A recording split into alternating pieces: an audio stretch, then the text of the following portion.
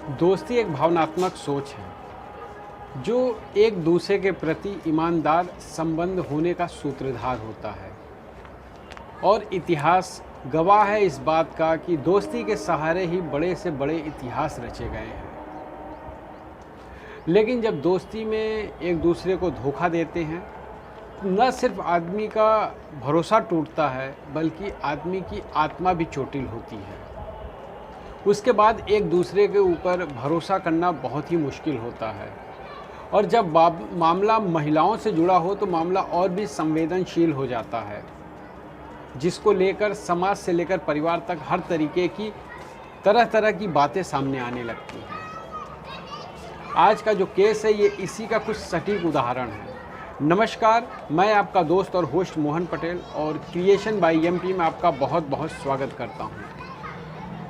ऐसी ही एक घटना सामने आई उत्तर प्रदेश के ज़िले मिर्ज़ापुर के थाना हलिया के अंतर्गत एक गांव से, जहां पे एक 16 वर्षीय युवती के मां के मोबाइल पे एक फ़ोन आता है और वो युवती फ़ोन रिसीव करती है। वो फ़ोन उसके दोस्त का होता है जो उसे मिलने के लिए गांव के बाहर फ़ोन करके बुलाता है।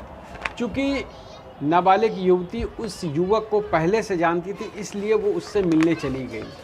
और जैसे ही वो युवती उस युवक से मिलने के लिए गांव के बाहर जाती है तो पहले से मारुति में बैठा उसका दोस्त, उसके साथ 3 और उसके दोस्त उसका इंतज़ार कर रहे थे। किसी बात को लेके युवती को मनाने की कोशिश करते हैं, लेकिन युवती मना करती है। मना करने के बावजूद वो युवती को अपने गाड़ी में ज़बरदस्ती बैठाते हैं और लेके चले जाते हैं। और ज़बरदस्ती बैठा के ले जाते हुए गांव का ही एक व्यक्ति जो पीछे से कहीं से आ रहा था वो देख लेता है। जब तक वो आवाज़ देता, दौड़ के उनके पास पहुंचता, तब तक वो चारों युवक उस नाबालिग लड़की को अपने कार में बैठाते हैं और ज़बरदस्ती लेके वहां से चले जाते हैं। और जैसे ही ये बात वो व्यक्ति गांव के कुछ लोगों को बताता है तो वहां के कुछ लोग इकट्ठे होते हैं और इकट्ठे होने के बाद वो युवती की तलाश शुरू करते हैं।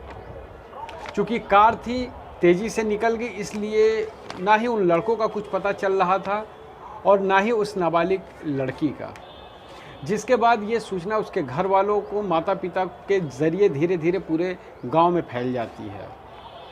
कुछ अनुभवी लोग इस चीज़ का आपस में चर्चा करते हैं और उसके बाद इसकी सूचना पुलिस थाने में देने के लिए कहते हैं। इसकी सूचना उसके माता पिता और गांव के कुछ लोगों के ज़रिए हलिया थाने में दी जाती है। और जैसे ही हलिया थाने में इस चीज़ की सूचना पहुंचती है, पुलिस चारों तरफ से एक्टिवेट हो जाती है। और हलिया थाने के माध्यम से ही इस घटना की सूचना मिर्ज़ापुर पुलिस मुख्यालय जैसे ही पहुंचती है, वैसे ही तत्कालीन एसपी डॉक्टर धर्मवीर सिंह अपनी पूरी टीम के साथ तुरंत इस घटना को क्रैक करने में लग जाते हैं। सबसे पहले तो वो ये आदेश देते हैं कि हलिया से निकलने वाले सभी रास्तों की नाकेबंदी कर दी जाए। और नाकेबंदी करने के बाद वो इस केस की जिम्मेदारी सौंपते हैं केस प्रभारी देवीवर शुक्ला को। और इस केस में चूँकि लड़की से जुड़ा हुआ मामला था, इसलिए महिला थाना की थानाध्यक्ष गीता राय को भी इस केस में इन्वॉल्व किया जाता है छानबीन में सहयोग करने के लिए।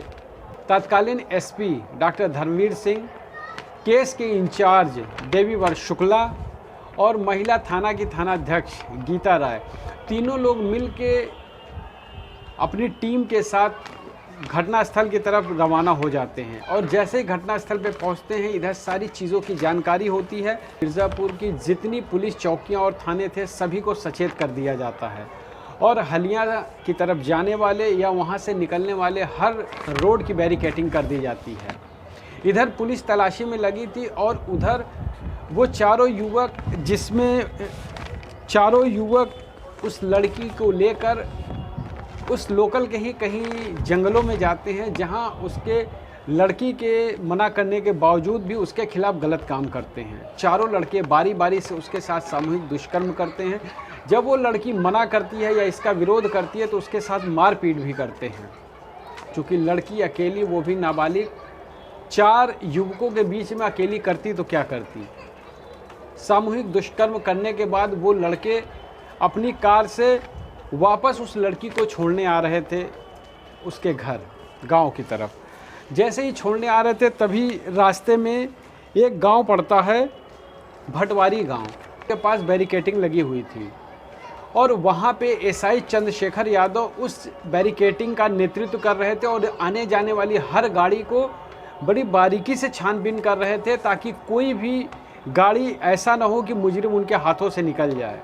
और जैसे ही वो लड़की बैरिकेटिंग भटवारी गांव के पास देखती है, वो तुरंत कार से अपना हाथ बाहर निकालकर तेज़ी से गाड़ी की तरफ पीटने लगती है और उस गाड़ी के भीतर से लड़की का हाथ देखते ही एसआई चंद्रशेखर यादव को शक होता, वो तुरंत दौड़कर टीम के साथ कार को रुकने का इशारा करते हैं। चूँकि कार के ऊपर पुलिस का लोगो लगा हुआ था, तो भी एसआई चंद्रशेखर यादव जब पहुंचते ही उनके लड़के कुछ बोल पाते, इसके पहले ही लड़की तुरंत रोने लगती है और रोकर अपनी सारी आपबीती उनके सामने बयां करती है।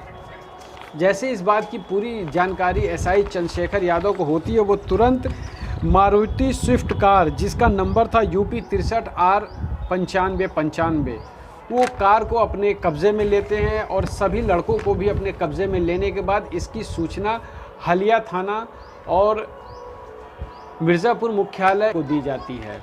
जैसे इस चीज़ों का पता चलता है तो उन्हें तुरंत आदेशित किया जाता है कि उस कार सहित चारों लड़कों और नाबालिग बेटी को लेकर के थाने आए। जैसे ही एसआई चंद्रशेखर यादव उस पीड़िता लड़की और चारों लड़कों को कार के सहित लेकर हलिया थाने पहुंचते हैं, इधर से तत्कालीन एसपी डॉक्टर धर्मवीर सिंह और देवीवर शुक्ला जो केस के इंचार्ज थे, महिला थाना की थानाध्यक्ष गीता राय, ये तीनों मिलकर मौके पहुंचते हैं, जहां पर उधर से पीड़िता लड़की के माता पिता भी वहां आ जाते हैं और उस गांव वाले भी रहते हैं जिस पे माता पिता की तहरीर पर केस दर्ज किया जाता है और इस केस में चारों लड़कों को आरोपी बनाया जाता है, जिसके बाद उस पीड़ित लड़की का बयान लिया जाता है, जिसके आधार पे इन चारों लड़कों के खिलाफ, जिसमें पहला लड़का है जयप्रकाश मौर्य सन ऑफ ब्रिजलाल मौर्य, सिंहावल खुर्द जिगना का रहने वाला है और इसके पिताजी खुद भी पुलिस विभाग में कार्यरत थे जेलर के पद पे, जो कि अभी फ़िलहाल रिटायर हो चले थे।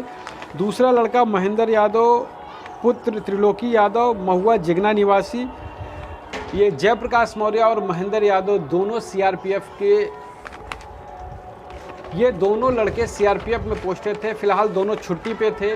और जयप्रकाश मौर्य की जो बहन थी उसकी शादी भी इसी गांव में हुई थी जिस गांव की ये नाबालिग लड़की रहने वाली थी। और जो तीसरा लड़का इनके साथ था Laukush Pal son of Radhika Prasad Yadavpur Jigna, Ganesh Prasad Bind son of Ramdas Bind Lambi Patti Jigna. क्योंकि ये बाद के दोनों आरोपी लौकुश पाल और गणेश प्रसाद बिंद दोनों पेशे से ड्राइवर थे और ये चारों घूमने का प्लान बनाते हैं और प्लान बनाने के साथ साथ ये चारों आपस में बात करते हैं कि चलो आज चलेंगे और मुलाकात करेंगे। और रास्ते में बात करते हुए इन चारों ने ये किस तरह की खतरनाक योजना बना ली, इसका आभास नाबालिग लड़की को बिल्कुल भी नहीं था। जिसके बाद इन चारों के खिलाफ केस दर्ज किया जाता है और केस दर्ज करके इनका डीएनए सैंपल लेकर इनको जेल भेज दिया जाता है। और इनके खिलाफ जो मुकदमा दर्ज किया जाता है वो है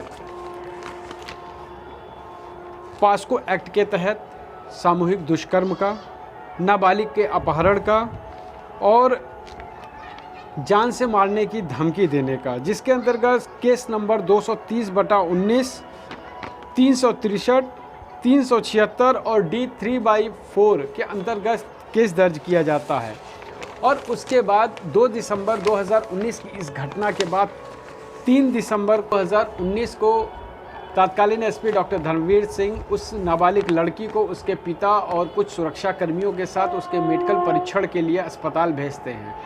और उसका मेडिकल परीक्षण होने के बाद जो रिपोर्ट आती है वो देखकर सभी चकित हो जाते हैं। उस लड़की के साथ सामूहिक दुष्कर्म की जो घटना थी वो पूरी तरीके से सही पाई जाती है। और उस मीडिया से बात करते हुए तत्कालीन एसपी मिर्ज़ापुर डॉक्टर धर्मवीर सिंह इस केस के बारे में ये बताते हैं कि डीएनए सैंपल, मेडिकल रिपोर्ट, आरोपियों के बयान, पीड़ित लड़की का बयान, उसके माता पिता का बयान और उस लड़की को गांव से जब लेके जा रहे थे जो व्यक्ति इनको देखता है उसका बयान और इन्वेस्टिगेशन की रिपोर्ट, इन सभी चीज़ों को मिला करके चार्जशीट तैयार की गई है जिसे अदालत में फाइल कर दिया गया है। फिलहाल ये मामला जो है न्यायालय में लंबित है। हम न्यायालय से ये गुजारिश करेंगे कि ऐसे मामलों में नाबालिग पीड़िता को न्याय मिल सके और चारों आरोपियों को ऐसी सख्त से सख्त सज़ा मिले ताकि ऐसी घटना दोबारा करने के पहले कोई भी आरोपी